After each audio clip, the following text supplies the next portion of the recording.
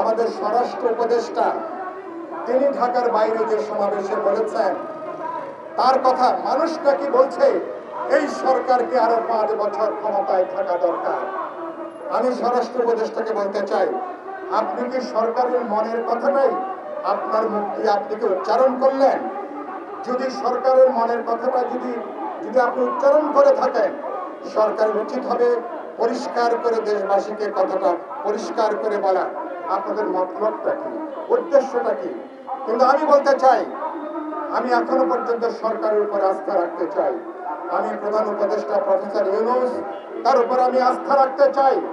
তিনি আগামী ডিসেম্বর বা জুন মাসের মধ্যে তিনি নির্বাচনের যে কথা বলেছেন, বাংলাদেশে একটা নির্বাচিত পার্লামেন্ট, জনপ্রতিনিধিত্বমূলক সরকার, তিনি যে পথে যাচ্ছেন, আমি তার উপরে এখন আস্থা রাখতে চাই।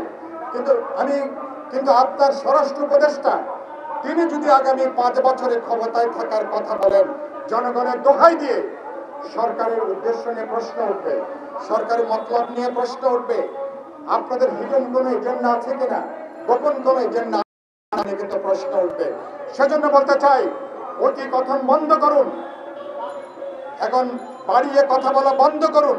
মানুষের নাম করে আপনারা যেগুলো করছেন, তাতে সরকারের সাথে রাজনৈতিক দলগুলো আরো দূরত্বটা তৈরি হবে, ভুল বোঝাবুঝি তৈরি হবে, অবিশ্বাসের জায়গাটা বাড়বে। তাতে আমরা যেটুকু অর্জন করতে পারতাম, সে অর্জন কিন্তু বিনষ্ট হয়ে যাওয়ার আশঙ্কা থাকে। সরকারকে সেজন্য বলবো, আমি প্রফেসর ইউনূসকে বলবো, আপনার উপদেষ্টা থেকে সতর্ক করুন।